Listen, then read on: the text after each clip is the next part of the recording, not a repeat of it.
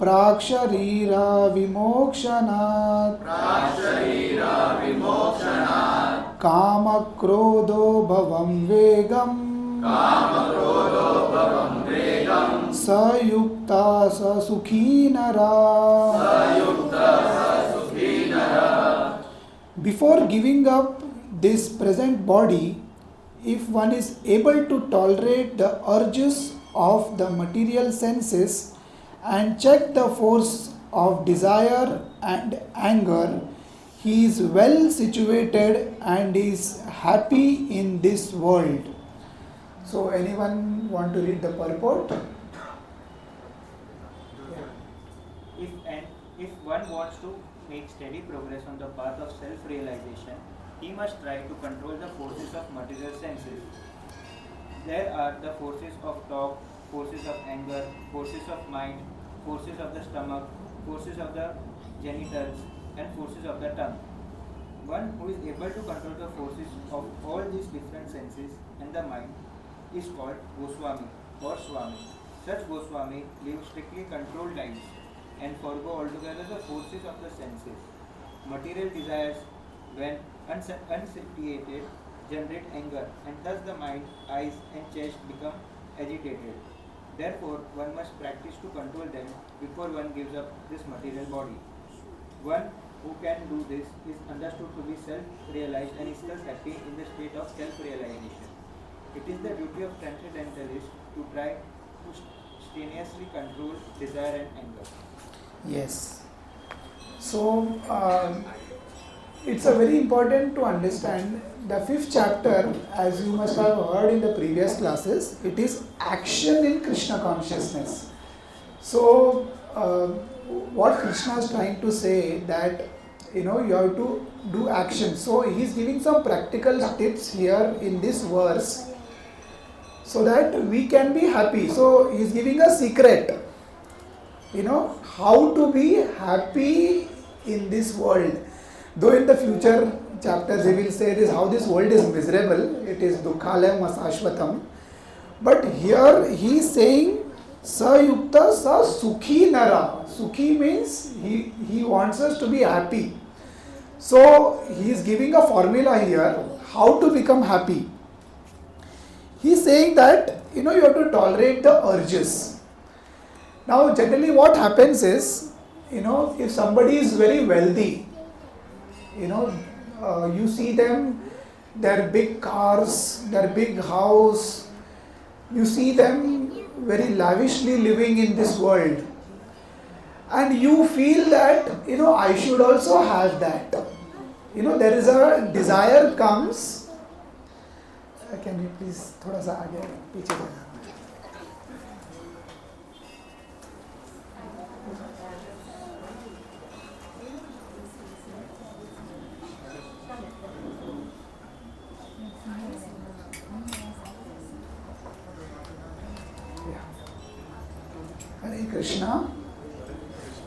Hare Krishna, Krishna Krishna, Hare Hare, Hare Ram, Ram Ram, Hare Hare. So, Krishna is here giving a simple formula to become happy. He is telling you that, this world, you can be happy. There are, very rare instances we hear that, this world is miserable, every step is a danger in this world, there is a lot of fear, anxiety, stress, everything is there. But Krishna is saying you can be happy. But how can you be happy? By tolerating the urges of material senses. So today's topic, it was circulated on the WhatsApp. It is like flying the kite very high, right? So anybody here have attempted to fly the kite? Yeah. So what is the process of flying the kite? You have to see the direction of the wind, and with the direction of the wind, you have to uplift the kite, the top portion of the kite on the sky, and you have to give Deal, what you call it?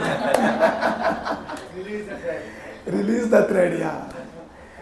So it's a balance. See, the kite is fully controlled.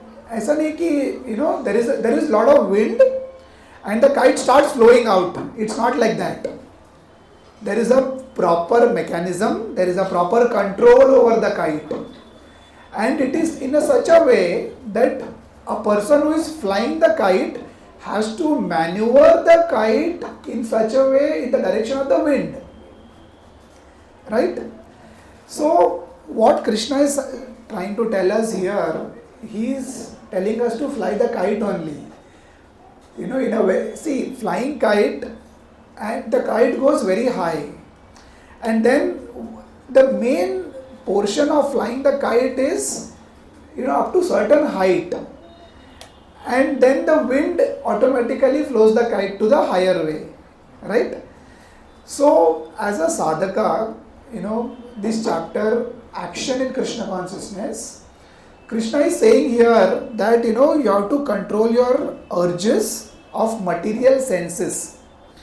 And especially he is mentioning here of material desires. So there are a lot of desires to everybody. And everybody is running for their desires. Those who have 1 BHK, they want to move to 2 BHK. Those who have 2 BHK, they want to move to 3 BHK. And those who have 3 BHK want to move to 5 BHK. So, there is a lot of desires. Small car, big car, nice clothes. Somebody is wearing a nice cloth, especially in Mataji's side. They want to match that in the next, coming programs. The amount of jewelry they are wearing. So there is always a desire, there is a burning desire. So what Krishna is trying to tell us here is you have to control those desires. Now see, it is not possible to control the desire here, but Krishna is saying you have to control the desire. And actually,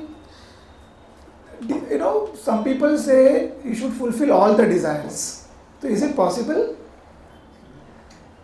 No. Even when we desire that all the desires should get fulfilled, it is not possible for us to fulfill all the desires.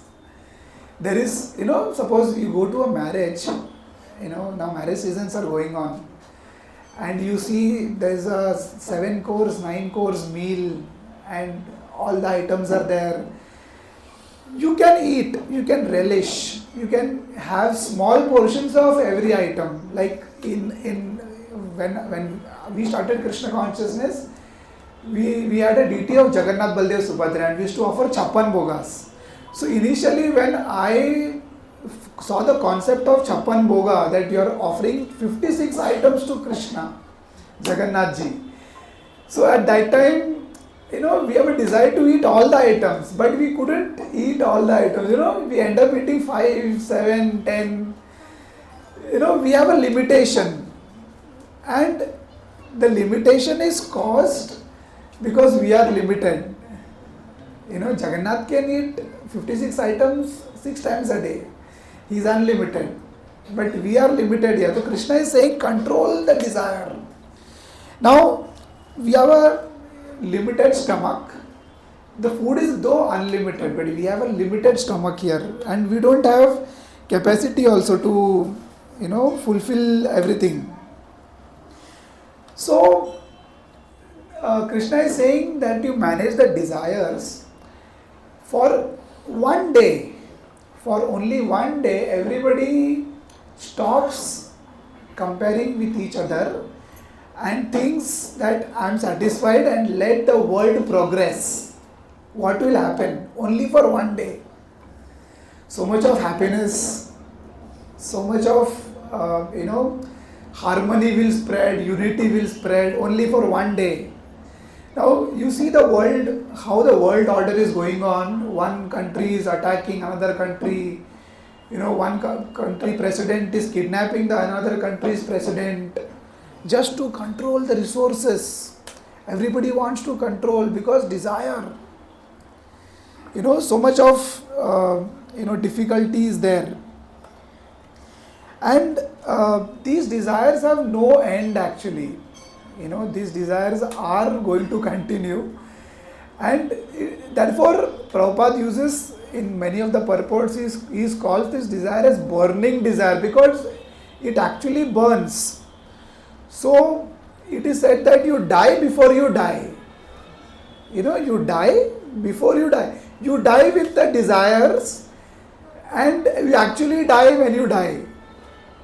Right? So, so Krishna is saying that you control that the urge of desires. He is also trying to tell us to control the urge of anger. Now anger, if not checked, it becomes danger.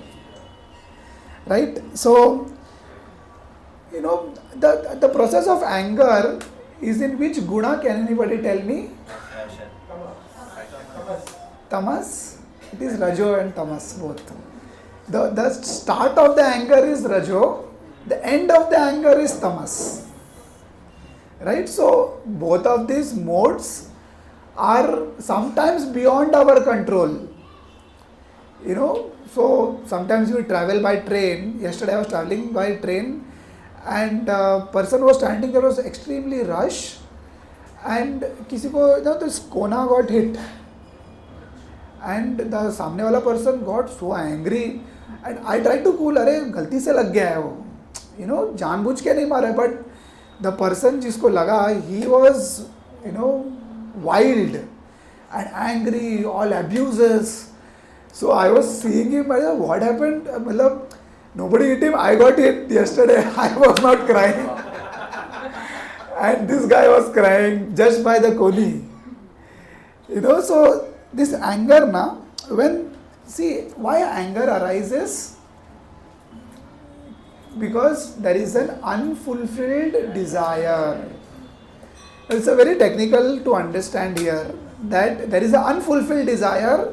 Now, what I imagined was, usko, boss ne bahut chillaya rahega. Some, or, his wife must be calling at home, bring this, bring that, you should not, do this, do that, something like that.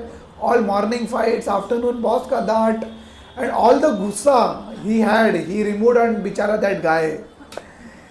So this is the moment of anger. So, and I was reading this chapter and I could relate practical experience yesterday, how to control anger and, not get walked up with certain situations. So, when the Rajogun actually increases in ourselves, ideally when we start working, so there is a sense of Rajogun increases in ourselves. So when the Rajogun increases, there is a greater risk of anger. And when the anger increases, the peace decreases. And your intelligence gets disturbed actually. So Rupa Goswami, one of our saints, who actually, he is the founding Acharya of ISKCON. Or, we follow the Rupa Goswami, we are called as Rupanugas. The Krishna consciousness movement is being directed by him. So he says that, there is a urge to speak, there is a urge of hunger, there is a urge of, the procreation. If we control these urges, you can make disciples all over the world. He says that,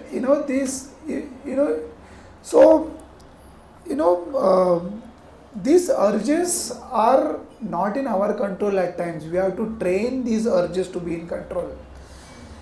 So, therefore, Prabhupada always quotes everywhere that simple living and high thinking. You have to live simple, but that's very difficult here. There's always comparison, everything is there. So, sometimes we are forced to live simple and we don't think high also. So Prabhupada says that you live simple, though you get a lot of opulences, and you think very high. So in the previous chapters here, we discussed, there is a verse called Dhyayato Vishayan Pumsan Sangasteshu Bijayate Sangat Sanjayate Kama Kamat Krodha Bijayate Krodhat Bhavati Sammoha Sammoha Smriti Vibhrama Smriti Bhramshat Buddhi Nasho Buddhi Nashat Vinashati. So, I think Rasparan Prabhu discussed this verse in great detail, but it is connecting here why this process of anger comes. And it is first we see the object. Suppose we see, suppose we are moving on the road and we see for males, we see a nice car, coupe car, nice one, BMW. And for a females, we see a good jewelry shop, some diamonds, studs and everything. And we have a desire to achieve that. And we start thinking about it day and night. And moreover, to make you convinced, there is a lot of billboards, ads, every ads, YouTube ads, it's coming, same thing. Have you observed these things? What you think, that same ad comes on your mobile. The analytics are so powerful. That same ad comes and you get attached to that. I want this. And, somehow by that attachment, there is a craving. Now craving for food items is okay, but that there is a craving always. Therefore it's called as kama. And when that craving, see, we are limited, as I said, when we eat food, we can't eat everything, na? Once I had gone to a marriage and me and my wife had gone, and I like rasmalai a lot. So, we ate everything, and finally we got to know that there is a rasmalai and my stomach was full. I couldn't eat. And I was lamenting, "Arey, rasmalai tha, but I couldn't eat that. Yeah, my favorite rasmalai." Though I can eat later on, but at that moment I was craving for that rasmalai, because in the marriage you ate everything and I ate things which are I don't like also, like salads, all that thing I ate. And I missed, because thoda sa aage jaake it was, the sweet section was there, I didn't go there. So I had a craving for rasmalai, and till we reached our car, I had that craving, and then I said, oh no, I should not have this craving, I should be controlled. So then that craving causes anger. Why anger? See, you have to understand this concept, why Krishna is saying here that you have to control the urge of desires, material desires, and you have to control anger. In this verse, he is not telling us to control lust. He is not telling us to control greed. He is focusing on the two special things. He said, if you control these two things, you can be happy. It's a simple formula to be happy in this world.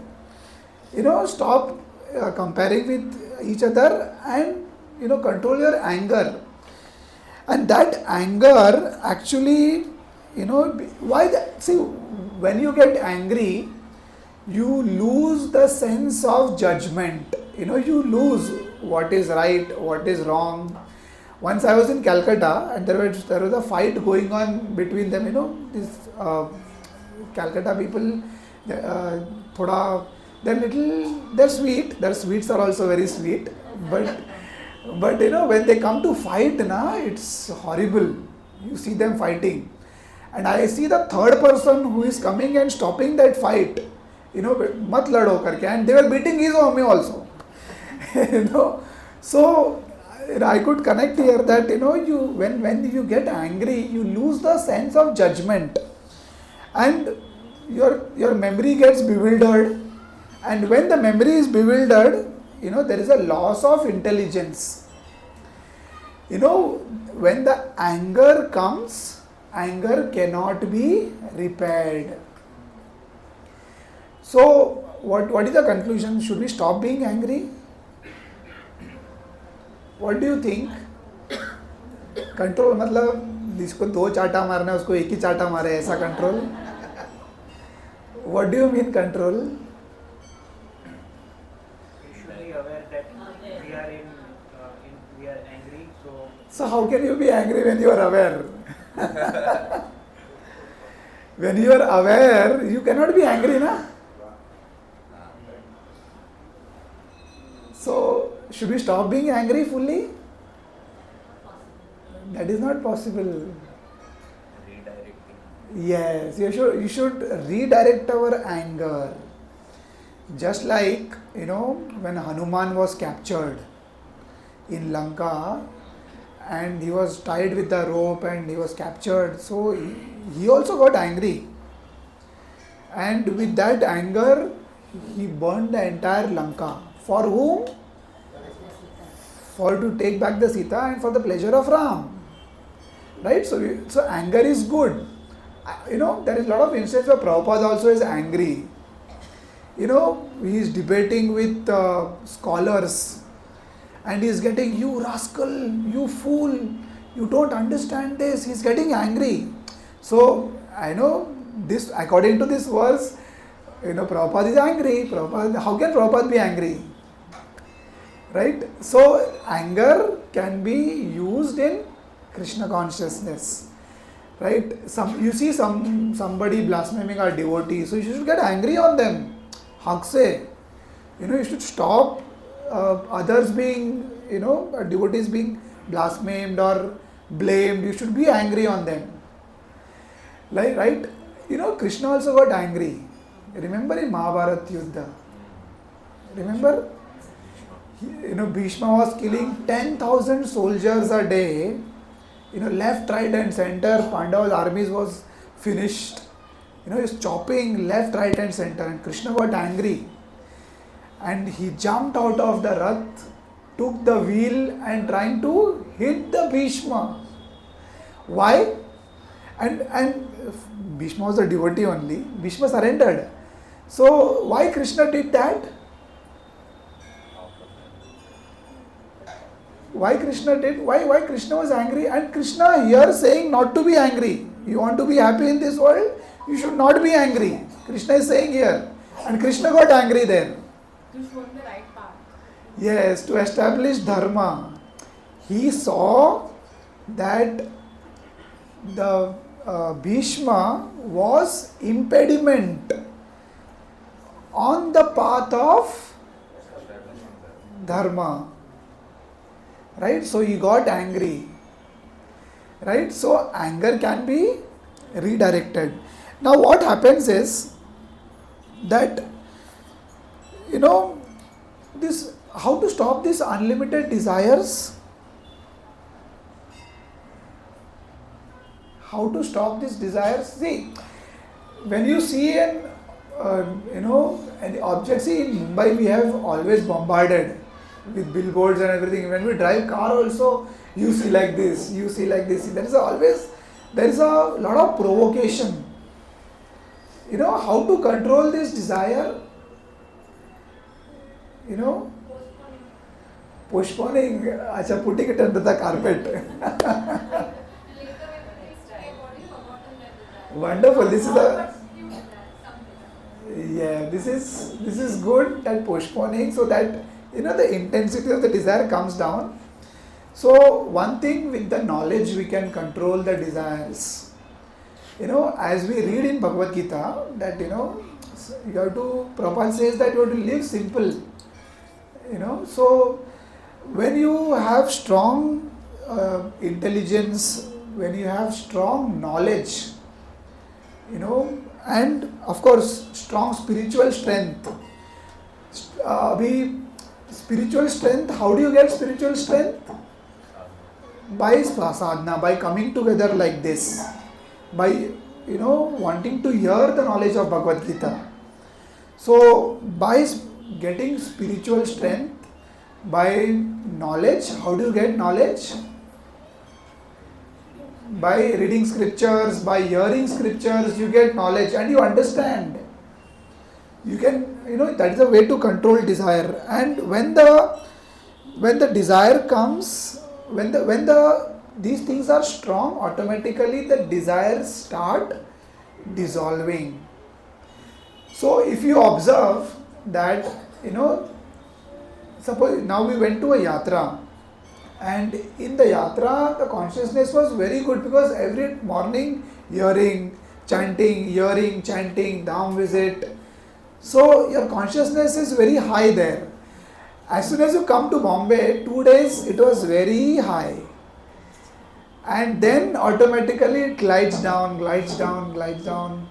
So, it's an observation that when you are connected to something which is higher in nature, your consciousness is very good. And with devotional life, when you live a life of devotion, when you are attached to Krishna, when you pray to him, when you do his sadhana bhakti, for his pleasure, automatically desire for ourself comes down. It is said that when you meditate on Krishna's eyebrows, your desire to enjoy things goes away. You can try this. When you look at the deity of Radharaman, you look at his each features, your desire to enjoy in this world goes away. So similarly, more the devotional service we do, the desires thing can be adjusted. So, so we'll move to the future verse, that is 5.24. It is, everybody is an access. Yeah. Yo nata sukho antaratmas tatantara jyoti eva sayoga brahma nirvanam brahma bhuto digacchati. One whose happiness is within, who is active and rejoices within, and whose aim is inwards, is actually a perfect mystic. He is liberated in Supreme, and ultimately he attains Supreme. Prabhu, unless one is able to relish happiness from within, how can one retire from external engagements meant for deriving superficial happiness? A liberated person enjoys happiness by factual experience. He can, therefore, sit silently at any place, enjoy the activities of life from within. Such a liberated person no longer desires external material happiness. This state is called Brahma Bhuta, attaining which one is assured of going back to God and back to home. Yes, so Krishna is, telling here is that we have to look for happiness within. So, in the last verse, Dhyata Vishayan Punsa. So, what is Vishay? Vishay means an external object. And see, because what happens is, we are spiritual by nature. Our soul is spiritual. And we are trying to look for happiness in material. Right? So, it is like oil and water. They cannot mix. Oil is always above the water.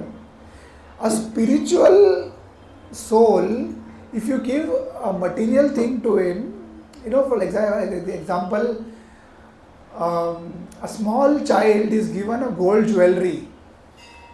So they cannot understand the value of the jewelry. It is like, they will throw here and there, they will break. They cannot understand, gold is at the highest, silver is at the highest. I'm sorry, silver jewelry, silver is at the top now. Silver jewelry. So, the child cannot understand. In Hindi we say, bandar ke haath mein adrak. Adrak has a very special ability to cure us. What a monkey knows. That. So therefore, Krishna is here saying us that, unless we go inner, we cannot relish the active, we cannot be happy. Krishna is telling us to go inner. So, how can we go inner? Can anybody explain? Meditation, yeah. Krishna will be saying meditation in the future coming chapters here now. Anybody, how can we go, how can we be inner happy? I was talking to, Shiv Prabhu, one of my friends. He is saying that when he was in Nepal, he was going to Muktinath and there was a sadhu who was rejoicing and he walked long distance from Uttar Pradesh. And he was happy and he had nothing with him. And so they asked him, do you want anything? Do you want any donation? He said, no, I don't want. And he is walking towards Muktinath and very happy, rejoice. And so, where does the happiness comes? We are generally hankering for things here, but some people are happy within. How does the happiness comes? Serving, yes. So in Bhagavatam, Sutta Goswami says that Atma Ramam cha munayo nirganta api urukrame kuruvanti ahetu kim bhaktim itam bhuta guno hari. He says that you have to be Atmaram. Atmaram means you have to be happy with self-satisfaction. See, I've seen a lot of people in older times, my father used to say that, nobody had money that time and people were happy. Generally, they were, having bare minimum things. They used to walk long distance. My father used to walk from Borivali East to Borivali West Link Road, Don Bosco, there's a school. It's long, almost 7-8 kilometers he used to walk just to go to school. I cannot imagine that. So he said we were happy, we had nothing, we used to save 1 annas, 2 annas, we used to save. And there were respect among the people.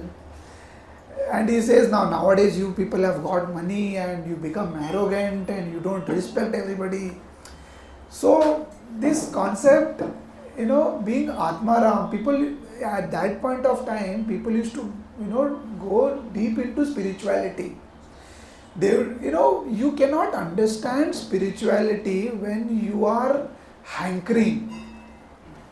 When we do book distribution, you see some people having their headphones, talking loudly and they're walking very fast. You give them, Bhagavad Gita, try to understand, take this Bhagavad Gita, come to our program. No, they have no time, they are running. So, first Krishna is saying in the previous verse here, you have to control your desire and anger. Now here he is saying that you have to become an Atmaram. You have to go inwards.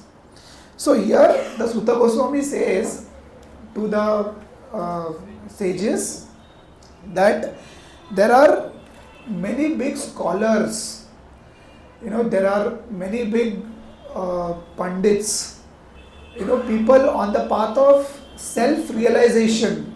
What is self-realization?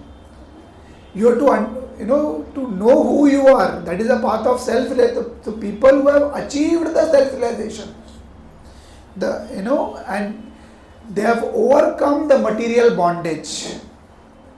Those people, also are attracted to Krishna and they want to serve Krishna in a unalloyed manner without having any motive. So Krishna is, so this shloka is very important that, Krishna's personality is such that everybody is attracted to him. People who are self-realized, people who are yogis, they're mystics, everybody is attracted to Krishna. Like he gives an example, Prabhupada gives an example here. There are 4 Kumaras, actually they are very spiritual entities. There are 4 Kumaras. you know, they saw that there is a tulsi leaf and there is a flower which is smeared by the chandan on the feet of the Lord, and they got attracted to God, Krishna. Simply by seeing the chandan and tulsi leaf, there they got attracted. Even Shukdev Goswami also like that. Shukdev Goswami is one who spoke the Bhagavatam. He also got attracted. Actually, Shukdev Goswami, if you see his history, he was there in the mother's womb for 16 long years. He was refusing to come out. And he was like Brahma Jnani, very knowledgeable entity. His intelligence level was very high, and that too within the womb. Vyasdev, of course, the credit goes to Vyasdev, and he refused to come out. What was his logic, If I come out from my mother's womb, I see this world, and when I see this world, I will get attracted to this world and I will go down. So he refused to come out of his mother's womb. So he is self-realized personality. So when he was walking, somebody was chanting,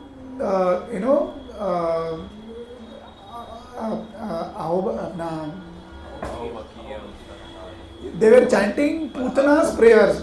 How Krishna is merciful to Putana, and Shukdev Goswami got attracted to it.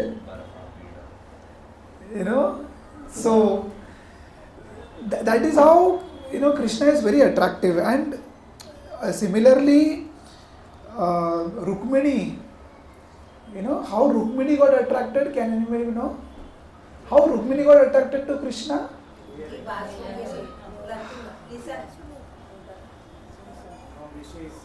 Yes. So she used to hear, from rishis, and by hearing. So therefore, if you also want to follow the footsteps of Rukmini, you have to hear a lot. When you hear, you get attraction to Krishna. And when you are attracted to Krishna, when you follow devotional principles, you automatically feel happy within. Similarly, gopis of Vrindavan, they are attracted by Krishna's, charm. Right? And you see the pastimes that, gopis they are inconsolable. You can't give them material wealth and satisfy them. They were happy within. So Krishna here is saying that, you have to go within and you have to be happy here. Of course, when Krishna was there, everybody was attracted, and see, he was not king anywhere. He made kings, but he was not king. But everybody listened to him. Whatever Krishna advised, everybody followed him, because there is a natural, you can't go within and take happiness without, without absence of Krishna. You can't experience that happiness. We see a lot of our devotees also, presently living, they don't want anything. They are just happy from within. They want to hear more, they want to serve more. You see, when you associate with devotees, you understand, this person has something within. He is experiencing happiness, and you try to associate with him. And externally, if you see him, he may not be attractive, nor his speech is attractive, nor his looks are attractive, nothing is. But he is happy, he is Atmaram. So, once you follow the process of Krishna consciousness, your desires come down and you start living a happier life. So, it will not matter to you whether you are in 1 BHK, whether you are in Virar, whether you are in Boisar, whether you are in South Bombay, it doesn't matter to you. You are happy, you are fulfilled by Krishna. Any amount of difficulties, we see a lot of devotees going through a lot of difficulties. You see a lot of, turmoils come in their life, but they are not shaken. They are equipoised, right? Our Guru Maharaj, if you see, in his life so many challenges came. He was equipoised. He didn't have that, anger or, revenge, nothing like that. So many people accused him, everything happened. But he was experiencing something within. So Krishna is saying here that, we have to experience, and the nature of the mind, it will not allow you to stay peacefully. It will always say, I want this, I want that, I want, everything, like a child, for example, my daughter, for example, if you give her some chocolates or something like that, she immediately goes and grabs. And we say that, this is not good for you, it will harm you. Children won't listen. So, if you give the children nice home cooked food, clean water, tasty everything at home, less oil, and they eat that, and slowly their interest of eating the outside food comes down. Similarly, in our life also, you have to have that higher taste. See, a higher taste comes when we are in association of devotees. When we hear the same topics, when we discuss the same topic, the higher taste comes. So, by devotional practices, actually what happens, how the concept is, because Krishna is here technically explaining these things. Actually, when we connect to spirituality, so that spirituality nourishes the soul. Everybody's concepts are clear, right? Soul and body. Anybody has any doubt regarding difference between soul and body? You know the concept between soul and body, right? So when the soul is satisfied, the external activity may not be charming. Like for example, like Aarti is going on or somebody is singing. So externally, it may not be attractive. There are many big Bollywood songs which are much more attractive. There are a lot of gazelles and dazzles everywhere. But if we have faith and if we sincerely try to understand and with knowledge and consciousness associate with something which is spiritual in nature, our soul gets satisfied. And once the soul is satisfied, soul is Sat, Chit and Ananda. The soul is happy, automatically you are happy. Right? So, what Krishna is trying to say here is, you have to go, you have to look for happiness within. He is trying to say that you have to look for happiness on the level of soul, not on the level of mind. See, the happiness on the level of mind, it is very flickering. It is very temporary by nature. And the happiness on the level of intelligence also does not. Now, you solve a puzzle, for example, and you try to solve that puzzle again. It is boring, right? Right? So the level of happiness on the level of intelligence also is not giving you happiness. And not on the effect of false ego also. Somebody praises you. Why they praise you? Because you have something, that's why they praise you. The moment that thing is lost, for example, somebody is chief minister, so everybody will come, salute, everything.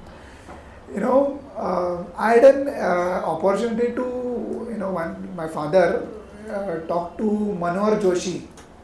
He was once upon a time a chief minister of Maharashtra in 1990s, 1999 something.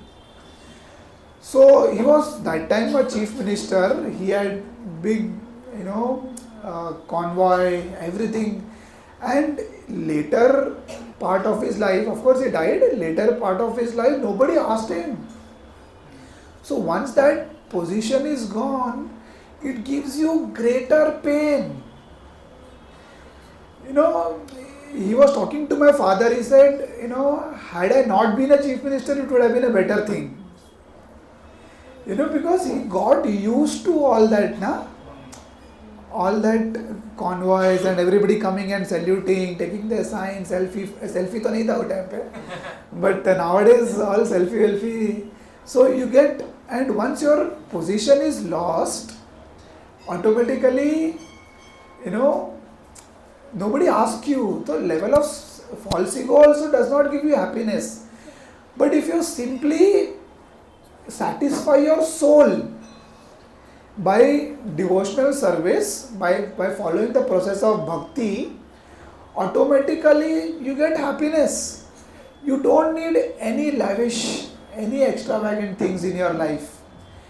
Just by following simple spirituality, just, 3 people coming, chanting, by kirtans, just by going to temple, there is a sense of happiness, and once that happiness comes, your desires go down, your anger goes down, your knowledge increases, and you live a life of contentment. Generally, we see other people growing very high, we lose our content, we get carried away. So when we satisfy our soul, automatically the purification happens, and the activities which nourish the soul gives happiness. So Krishna here is saying is, go within, right? So next chapter, next shloka we'll see, text 25. Labante Brahma Nirvanam Risa Shina Kalmasha Chinna Dvande Yatatmana Sarva Bhuta Hiterata. Those who are beyond the dualities that arise from doubts, whose minds are engaged within, who are always busy working for welfare of all living beings, and who are free from all sins, achieve liberation in Supreme. Only a person who is fully in Krishna consciousness can be said to be engaged in welfare work for all living entities. When a person is actually in the knowledge that Krishna is fountainhead of everything, then when he acts in that spirit, he acts for everyone. The sufferings of humanity are due to forgetfulness of Krishna as the supreme enjoyer, the supreme proprietor, and the supreme friend. Therefore, to act to revive this consciousness within the entire human society is the highest welfare work. One cannot be engaged in such first-class welfare work without being liberated in the Supreme. A Krishna-conscious person has no doubt about the supremacy of Krishna. He has no doubt because he is completely freed from all sins. This is the state of divine love. A person engaged only in the ministering to the physical welfare of human society cannot factually help anyone. Temporary relief of external body and the mind is not satisfactory. The real cause of one's difficulty in the hard struggle for life may be found in one's forgetfulness of his relationship with Supreme Lord. When a man is fully conscious of his relationship with Krishna, he is actually a liberated soul, although he may be in the material tabernacle. So, Krishna is, he's saying that, in this verse he's saying that you should be engaged and busy working for the welfare of others. You see many people, they do a lot of social services. Have you seen people doing a lot of social service? You have a lot of examples. Can you state any examples from your end? Mother Teresa, sorry. Ratan Tata. Then agenda with conversion.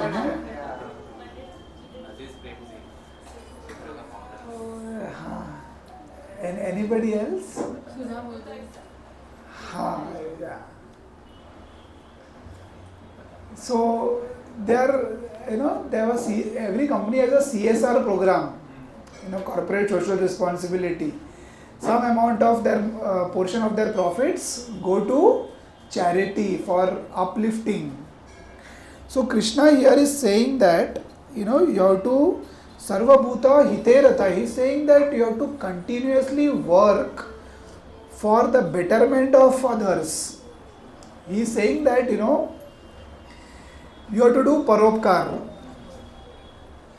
Right? So Prabhupada writes a very beautiful purport over here that a person who is fully in Krishna consciousness is said to be engaged in welfare work for all living entities. He says that only Krishna consciousness is welfare for all living entities. Actually, when we are selfless by nature, if you try for 1 week, you try to be, many people are selfless here, I can see, but little bit away from yourself, try to help people, there is a different sense of happiness you achieve. थोड़ा Krishna consciousness को side में रख के, you see on a material platform also it gives happiness. What Krishna is saying here is, you can achieve the nirvana by simply helping others, doing welfare activities for others. So lot of people, you see that they are conscious of this, by helping others they will get happiness. That's why they do a lot of charity, they do all welfare activities, free mein khana batna, free mein, in olden times they used to dig wells in a village. These activities, and they say that सामने वाला का दुआ मिलेगा, and actually it works. But Prabhupada here is saying is, you want to help somebody, you have to give them Krishna consciousness, right? So therefore, we people are on the streets distributing passes, because that is actually the welfare activity. And when can you do welfare activity? See, when can you do welfare activity?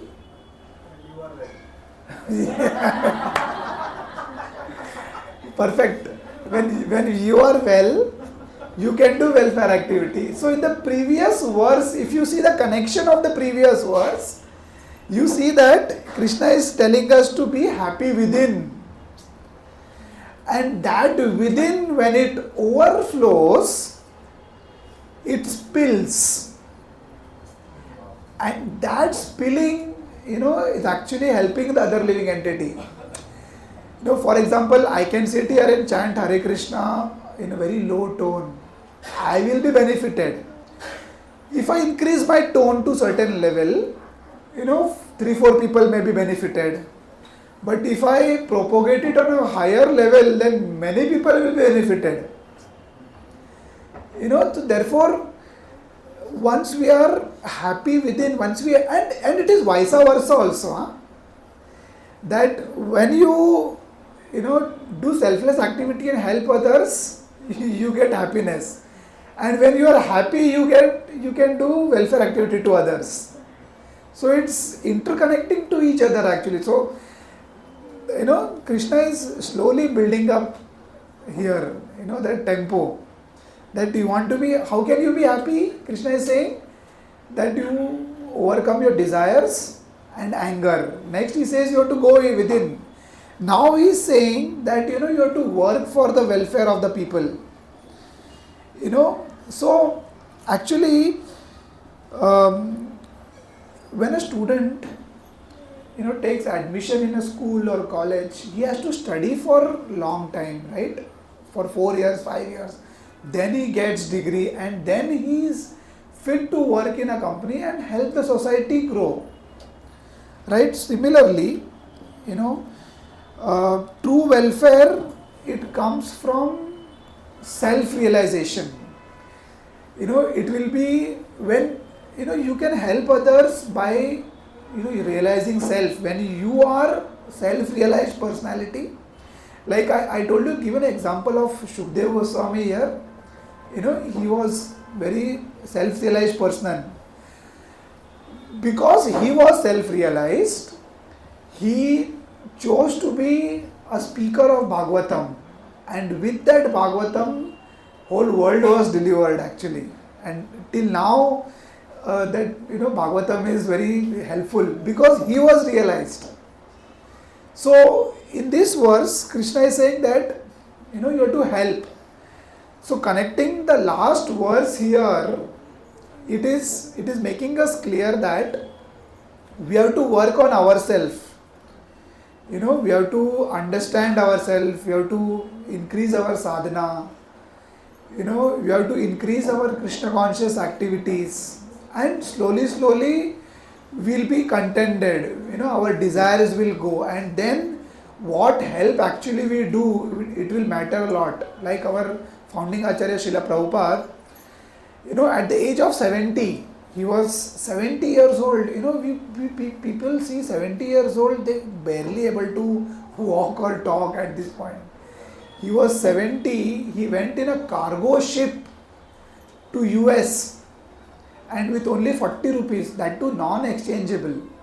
That money was not, abhi ka system wo forex nahi tha tabhi.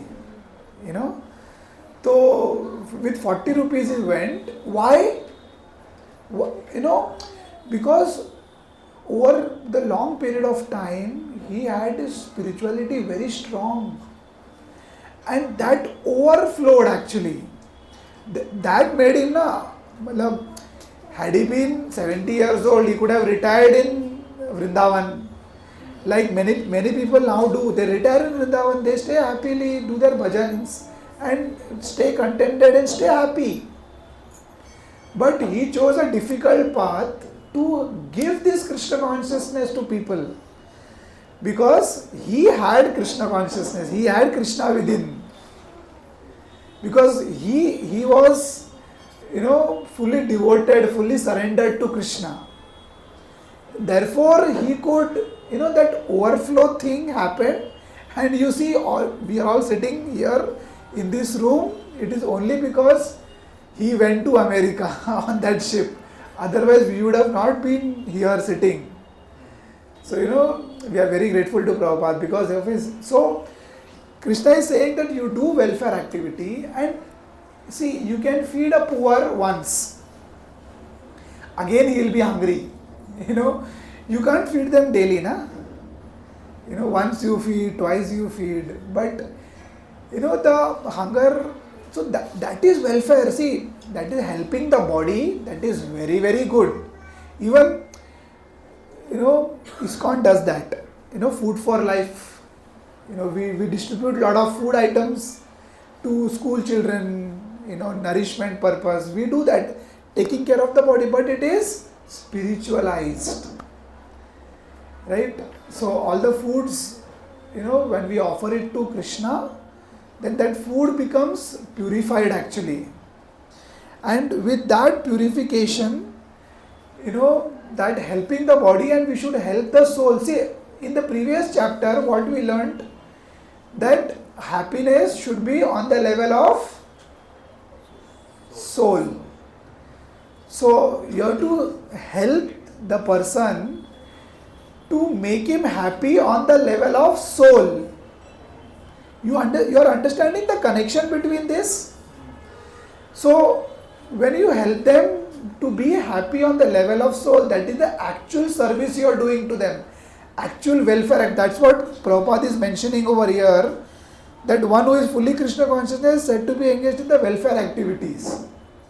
Benefiting all living entities.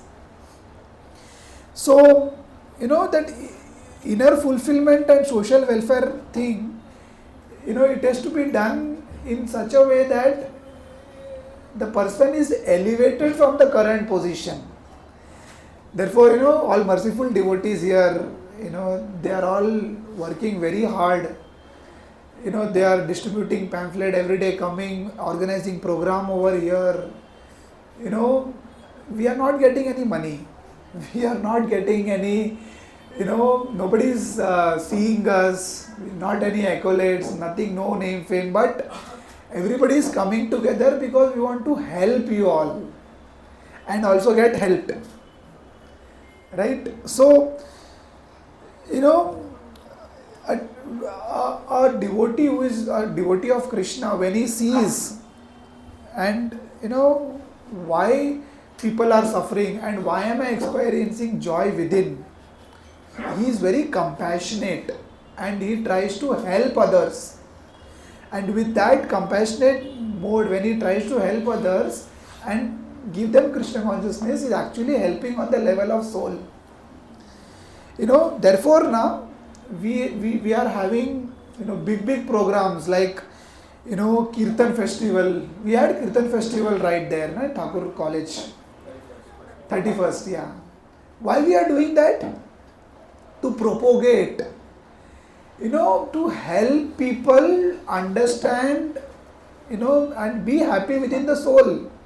Therefore, we have these big festivals like Janmashtami, Ram Navami and everything. It is for propagating and distributing that love and distributing what we are experiencing.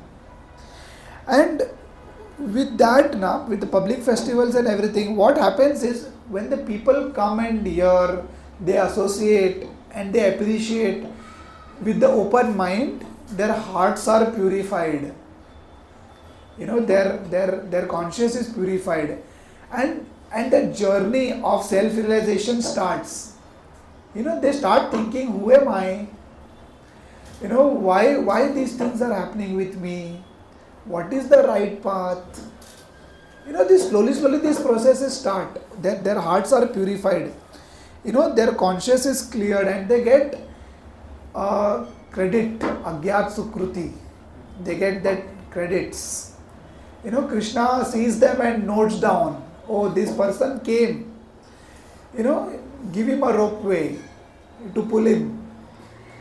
So what happens is, once we associate with devotees, come to program, be sincere, be open-hearted, be trying to be, influenced by the devotees, then Krishna actually pulls the thread which is given to us, a rope, and he gives you more such opportunities. And we take that, he gives you more such opportunities. And that cycle goes on, and the time will come where you start hankering for, things which are fallible and trying to attach things which are permanent in nature. And slowly you become more happy. And once you become happy, what do? You distribute that happiness to others. Right? Therefore, what Krishna is saying here is the real problem is not external. The real problem is internal. We have to fix ourselves. We have to grow our spirituality. Right? And therefore we get good clarity. And, when the mind gets spiritual, automatically, attachment to this world comes down. And you have to try to understand, this philosophy, Krishna is saying, where on the battlefield, where the detachment is not necessary, action is necessary. Arjuna was about to fight a battle, war. So now Krishna is saying all these things to him. You have to go within. Abhi Arjuna wo confused nahi ho jayega, if I want to go within, why should I fight? I'll go within. I will not fight the war. Right? So Krishna is not, in fact Krishna wants Arjuna to fight. But with this consciousness, we have to understand, we are also fighting in this world. We have to keep fighting in this world. You have to keep, we have to have determination, we have to have intelligence, we have to do our work in a best manner and give the best results to whomever we are approaching. But with this consciousness that I have to go within and try to understand things within ourselves, and then the quality develops of compassion. You get, when once you are spiritually strong now, even that helps your material life also. Your forecasting power increases. Once you're in mood of goodness, you can think long term, and there's a natural desire for welfare. And what are the benefits of that? You get peace. Peace is a byproduct. Prabhupada sacrificed peace, to help others. So once we do this, we'll get peace, we'll get liberation, and our hearts actually get purified. And once our heart is purified, then the entire world is happy. So, this is the sum and substance. You got the connection of how Krishna from anger, and desires, he came to going within, and now he is telling to do welfare activity. So he is telling us that you have to increase our bhakti, you have to be contented and trying to help others on the level of soul. So thank you very much. And if you have any questions, you can ask, any doubts, any difficulty, because these are very technical topics. Krishna, now in future, Krishna will be explaining about how to do pranayam. Krishna is telling us how to do pranayam, how to follow niyam, pranayam, pratyahar and everything. So anybody has any doubts, questions, comments, you can please. And Mataji, if you want to share something, you can share. Prabhuji, you are an expert in speaking, so if you want to share. Mohit Prabhu, anybody would like to share, you can share.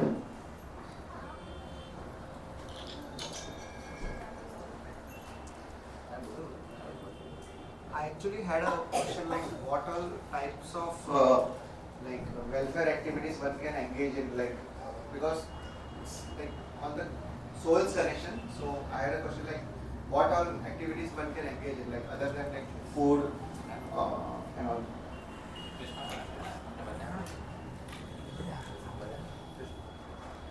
So his question is, how can we engage in welfare activities for helping others on the level of soul? So ISKCON is conducting a program called Food for Life, for example. So they are feeding food only, but that food is been offered to Krishna. So that food is spiritualized, it is prasad. Right? So, and there are, we have Bhaktivedanta hospital here. Like normal hospital, but that hospital is very special. Why? Because everything is spiritual there. They give spirituality. There is a spiritual care which is given to, people going to that hospital, coming out becomes more Krishna conscious. Right? So, there are a lot of welfare activities like this. But see, the welfare activities may appear to us, appear to people that, it's a normal activities. But when we offer that in the spirit, to offer it to Krishna and to help others on behalf of Krishna, then that becomes spiritual. And that activity also is spiritual, and the result of the activity is also spiritual. Right? So that is how we can help. Anybody has any other questions? Do we have time to chant? Okay. Do 11 times. Yeah, we can 11 Mahamantras we chant. Yeah. Jai Sri Krishna Chaitanya, Prabhu Nityananda, Shri Advaita Gadadhar, Shivasadi Gaur